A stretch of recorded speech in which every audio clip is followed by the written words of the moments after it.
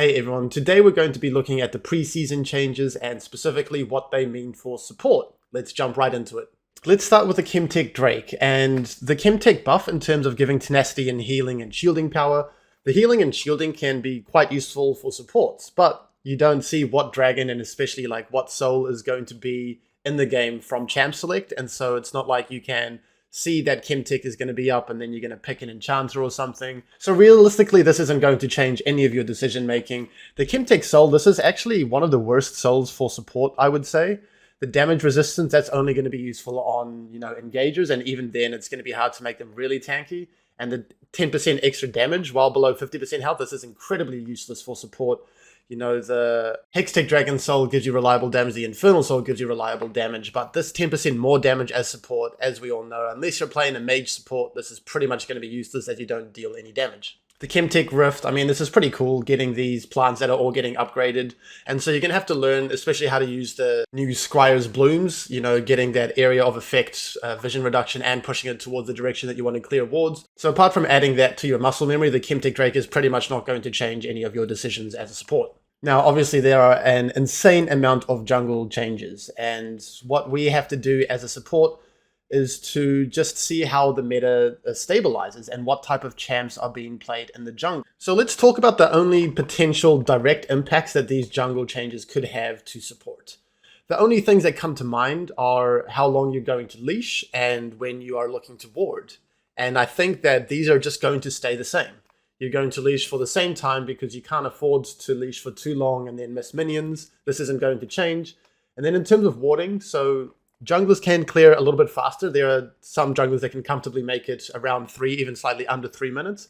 But your ward timing isn't going to change. If you're getting level 2 first, if you're pushing the first 2 waves, you're still going to shove the second wave and then get a ward in the river after the second wave.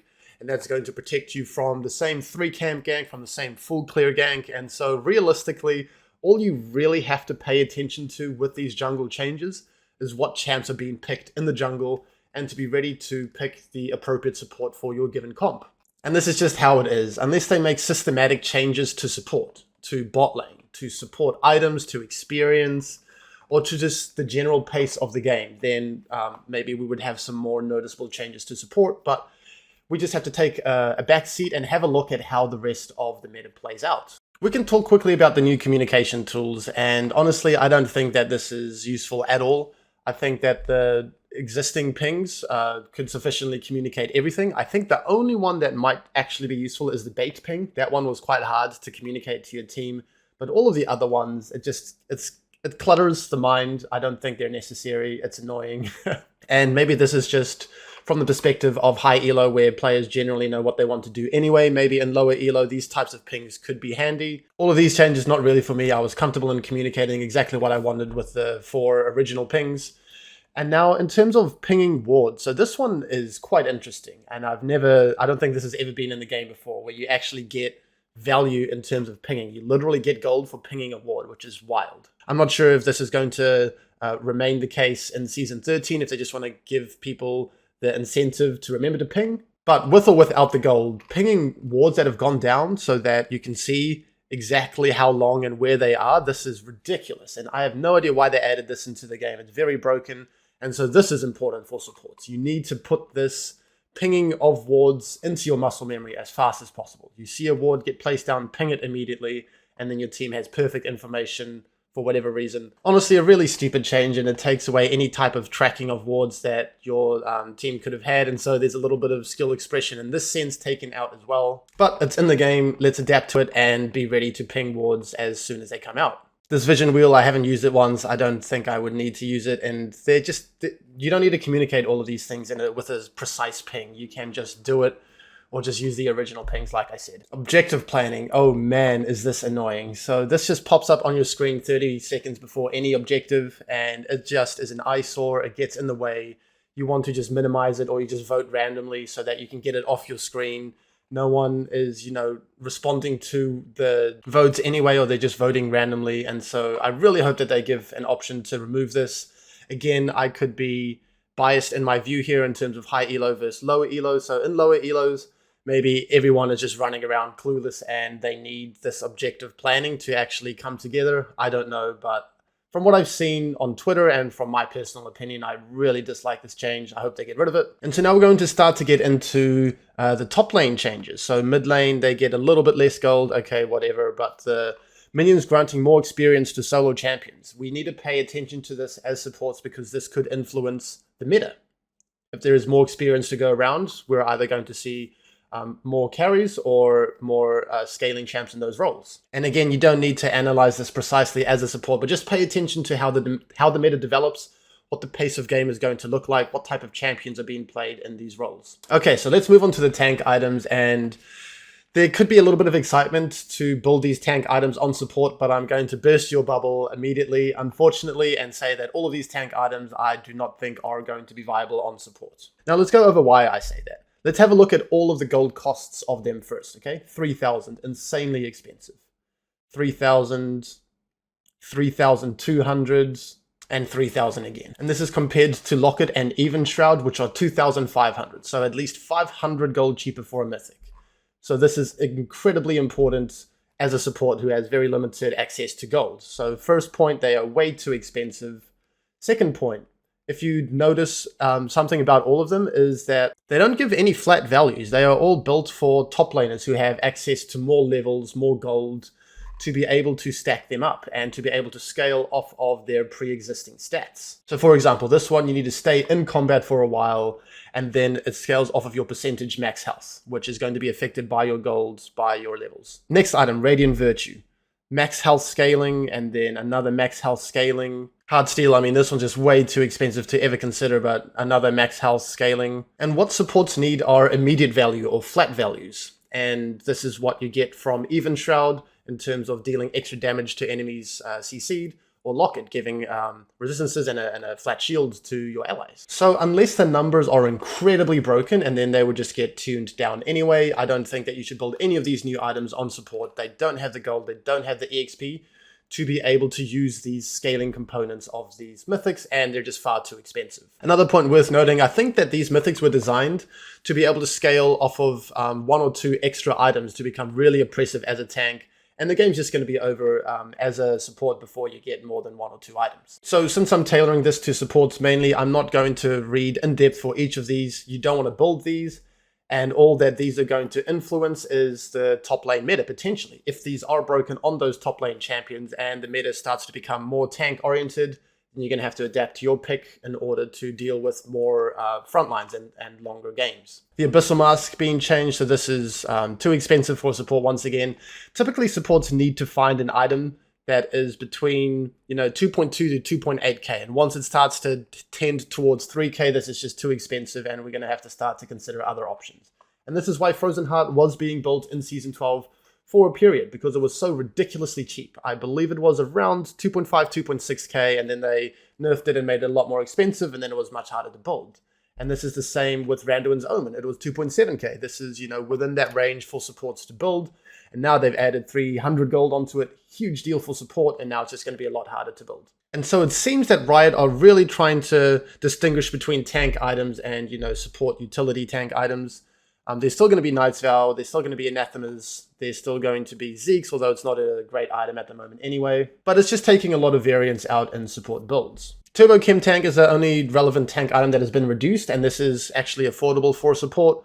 But it is worth noting that it is now a magic resist item, and it doesn't give that much ability haste either. So the allure of these other tank items that supports builds, the Frozen Heart and then the Knight's Vow and the Anathemas, is that it gave 20 ability haste. And so if you are versus quite a lot of magic damage, maybe this is worth considering on those engaged supports, of course. But otherwise, I don't think that there is going to be too much variance for engages in terms of build. Okay, moving on. So all of these items obviously are not going to affect support at all. And then Cho'Gath, Lilia, Rakan being changed to melee. Okay, I mean, this doesn't really change much of how the game plays out. The only difference that this is going to make is that he's going to have a higher execute threshold for Relic, although I don't think that you should be building Relic in solo queue on Rakan too often anyway, but I mean, if that's something that you want to do, great. Now, this is the last relevant change in terms of turret plating. It's going to give more gold, and it's going to be a little bit tankier.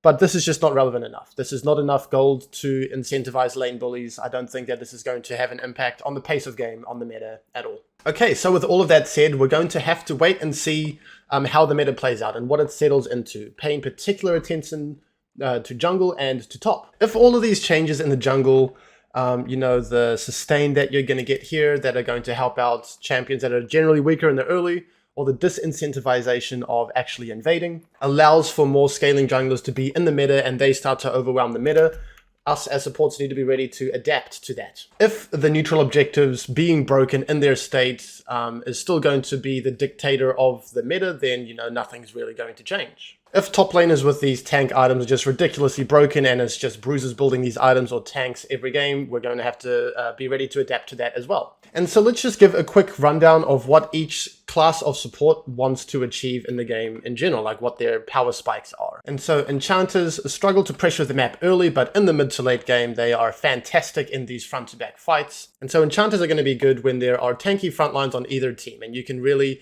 use your utility and all of your spells off of your front line and disengage the enemy front line. So mainly if there are a lot of tanks, look to pick enchanters. Now for engagers, these are great at, creating win cons, roaming around, making picks and snowballing early neutrals. And so if the pace of meta remains relatively similar to Season 12, with a lot of carry-oriented jungle picks and the neutrals just being broken as they always have been, then these will flourish. And so engagers are going to be good if the meta just doesn't become a tank meta. Same with playmakers here. They want to roam around, they want to facilitate neutral objectives and find picks and keep up with a faster paced game. Mages are a little bit trickier to classify, but I would say if there are a lot of tanks, then mages would find a good niche to be able to front to back and to be able to use Leandries to burn down front lines. And so as supports, we have a pretty easy job. We just wait and see what junglers and what top laners are doing, how the meta is stabilizing, and being able to adapt to any given comp. Even if we were to read here and identify that maybe all of these changes means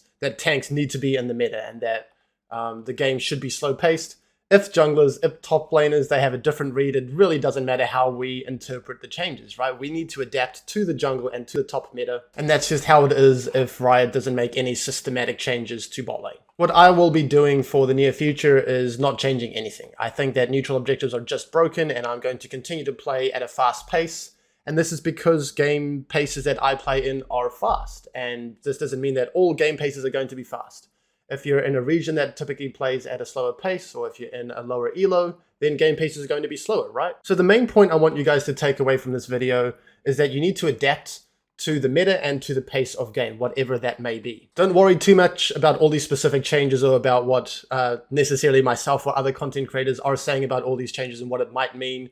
Feel out the pace of game in your games and understand which class of champions flourishes in the games that you are playing in. Okay, so the final point I want to talk about are allies being hidden in champ select, and this has been quite a contentious topic, but I personally think it's fantastic. It's going to remove people dodging so much and people tilting from op.gging their teammates and just being a disruptive part of the game for no reason. I think especially in the long term, this is going to be a great system, and those players that are one tricks and then their champ gets banned and they're anonymous and no one dodges, or players that can't off-roll very well and then they get off-roll, they don't get swapped, these players are going to fall down in the ranks. And whoever can be high on the ladder is going to be able to off-roll, going to be able to play a couple more champs. And I think that's perfectly healthy. If you can't survive target bans, then you don't deserve to be a much higher rank. Also, if players are picking quite off-meta champions and then they don't get dodged and then they lose on those champions, they're going to fall down in the ranks. And so the system is going to correct itself. People are going to end up where they belong, and there's going to be much less dodging, much less tilting in champ select, which I think is awesome, because at the end of the day, I'm just here to play some League. I hope you guys are too.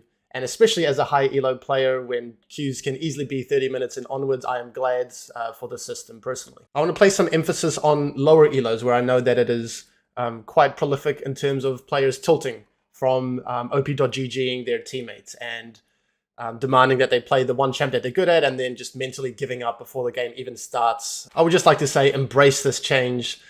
You can use this to your advantage. If everyone else is tilting by it, then that means that you're just going to deal with it better than them and come out ahead. Thanks for watching, everyone. I hope you found this video useful. This is going to be the last video that I make for the year of 2022. I am spending a month in the South Island of New Zealand where I live. I'm going to be spending time in nature. I'm going to be doing a bunch of hikes, and I just want to reflect and unwind from content creation and from coaching for the rest of the year, and then come back as hungry as ever in 2023 to keep doing what I love. I want to thank you all for, watching my videos or commenting or liking or subscribing. This is my first year of content creation. It has been a journey. I've had a lot of fun. It's been very challenging. And so honestly, thank you so much for being a part of it. I'm very motivated to keep fine-tuning my craft and make my videos and make my coaching better.